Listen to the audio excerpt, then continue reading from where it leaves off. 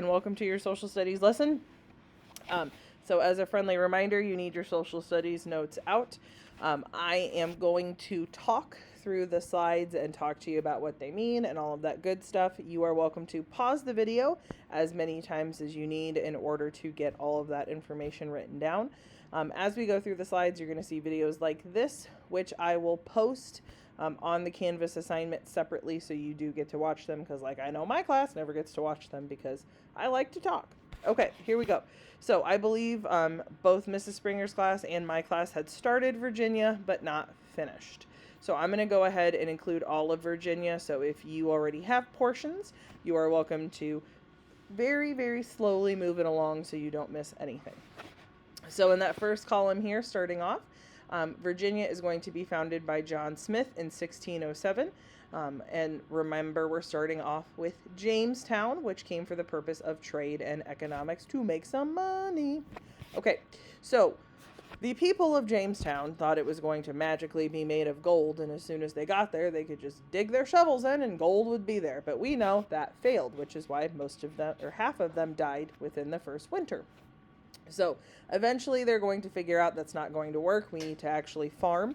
And then John Rolfe is going to bring tobacco with him, and that is going to be a cash crop that will start to take off and then save the economy and lives of the people at Jamestown, because they'll actually make some money. So cash crops, remember though, require a lot of physical labor. So that is where the Columbian Exchange and the Triangle Trade Route is going to start, and then the use of enslaved people to harvest and take care of those cash crops is going to be used. Indentured servants are also used at that point in time in order to farm those cash crops. Tobacco is going to be a huge cash crop in Virginia, but wheat is also farmed there as well, and extra is sold off. So it's not like what you would normally consider a cash crop, but they are selling the extras for cash. So many people are going to make their money with small farms. Remember, most were small farms. Plantations were there, but like your normal everyday dude is going to be working on a small farm.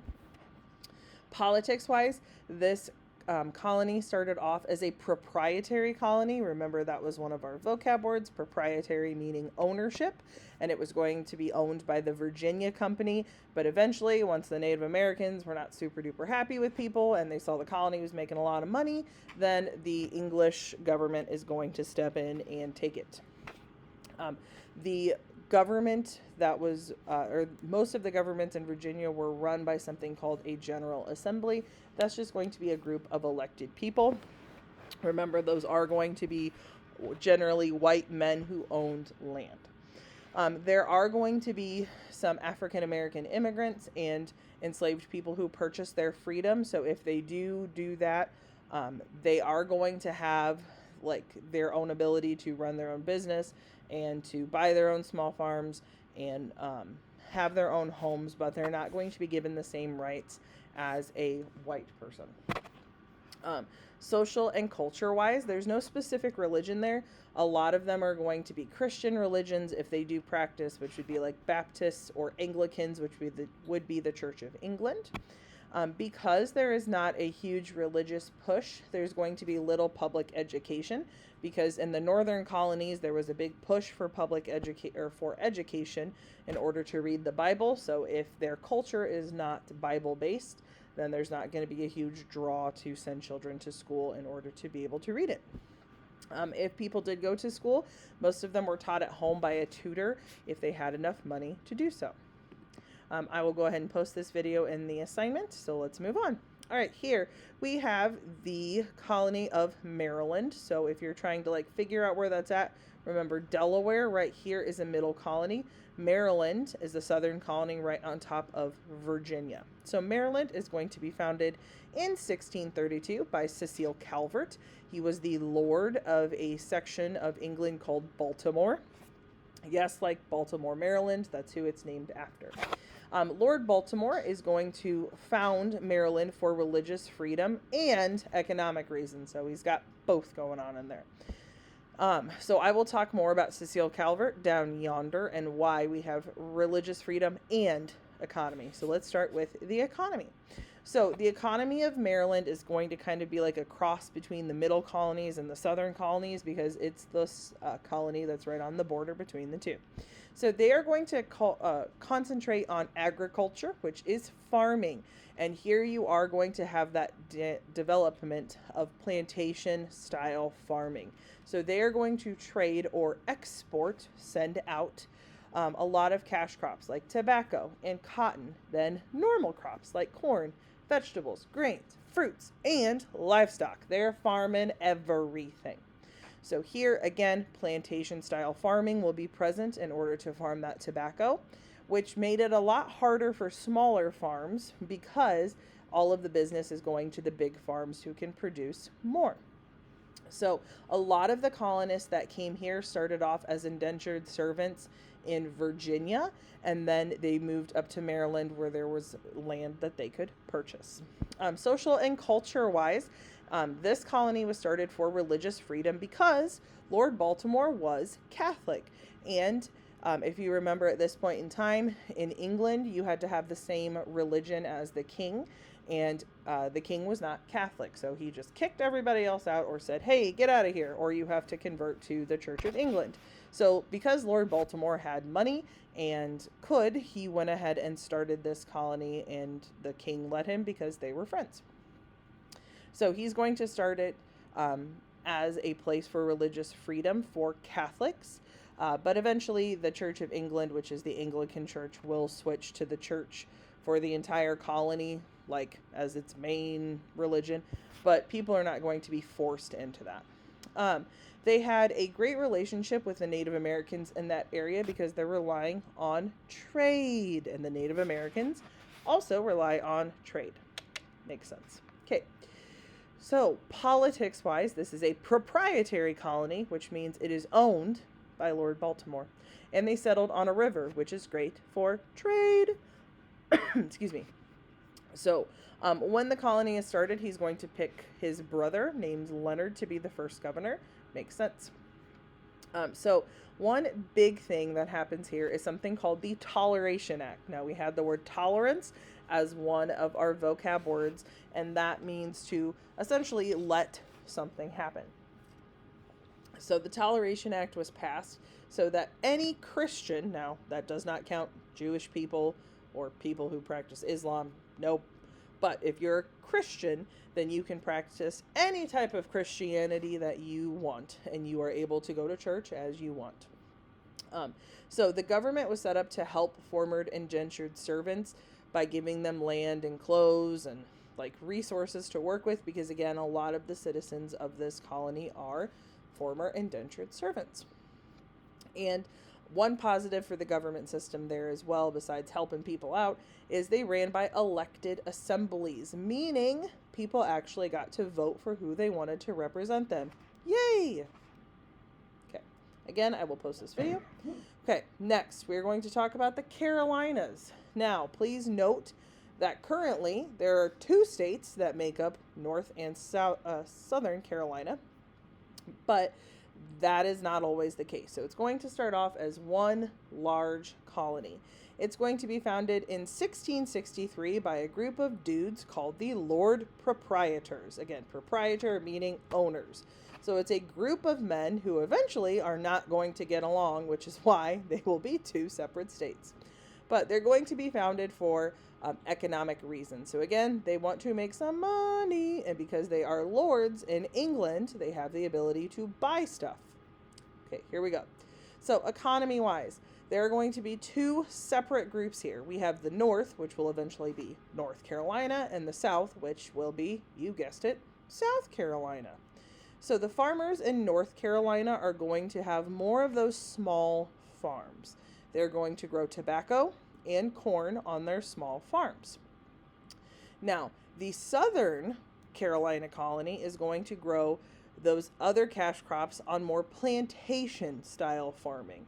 So they're going to rely on enslaved people to do that work, and they are going to grow indigo, rice, and cotton, which, if you remember, if you have a plantation, you are making more money, which is where Those gentlemen would have money to participate in government, whereas the smaller farms that were run in the north would not have that same freedom, which again is why they're going to split up. Okay, so again, they're going to start off as a proprietary colony owned by these gentlemen called the Lord Proprietors. These Lord Proprietors were a group of 8 noblemen, so 8 fancy people essentially, who were given titles in England because of who their families were. So eventually, though, once they start disagreeing, it's going to turn into a royal colony, meaning England will be in charge. So the Lord Proprietors are going to create a constitution, not the same one we have, but something called a constitution, that allows free white male colonists to have a little bit of say in the government. But most of the decisions are going to be made by the Lord Proprietors and then eventually the King of England.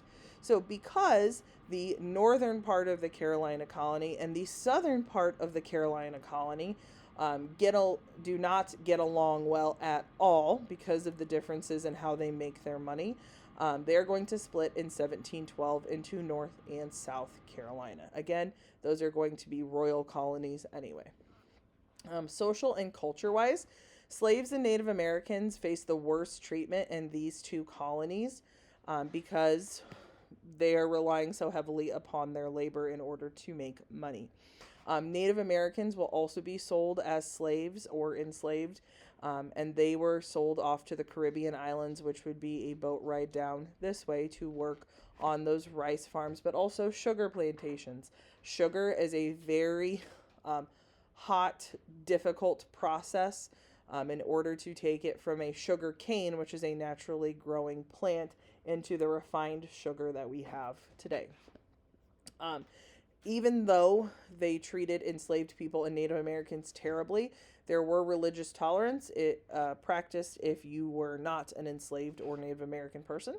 And like we said, North Carolina is going to be poorer than South Carolina because it's small farms versus big farms.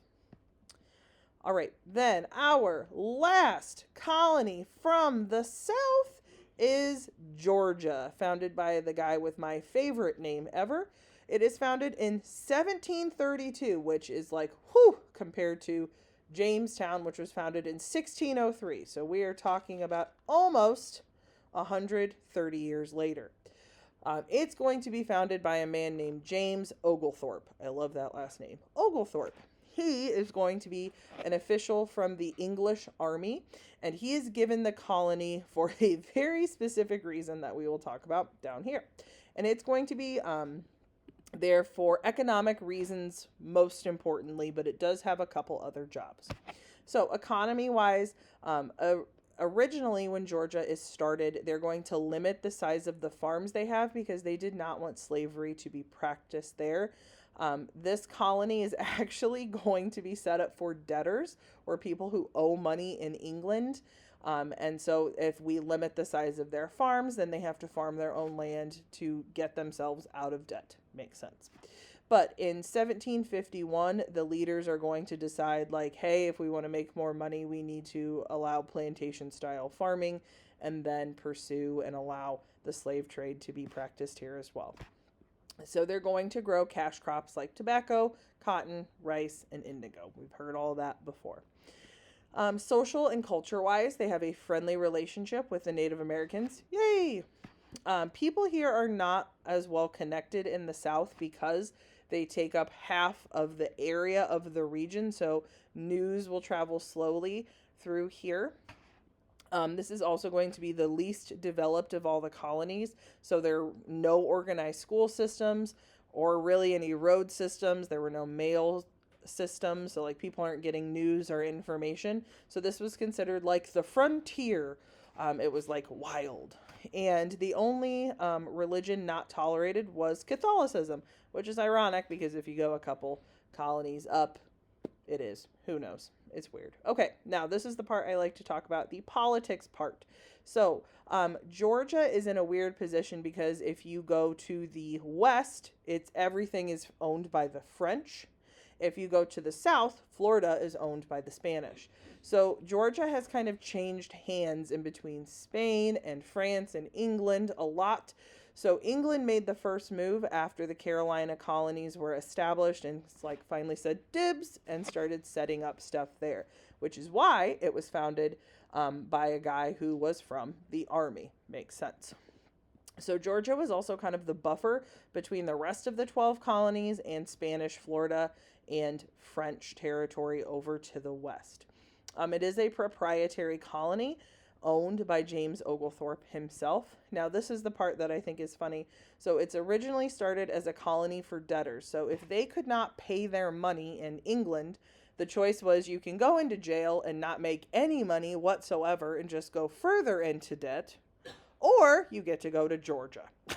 So it sounds like Georgia would be the obvious choice.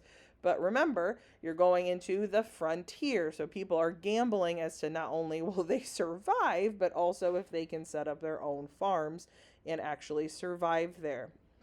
And everybody knows that Spain is to the south and the French are to the west. So there's a really good possibility that Georgia could be invaded and then you would be at war. So it doesn't really sound like a great alternative either. So it was prison or Georgia. Those are your two choices. Eventually, the big booming settlement of Savannah will be started, and then Georgia will become a much more established colony.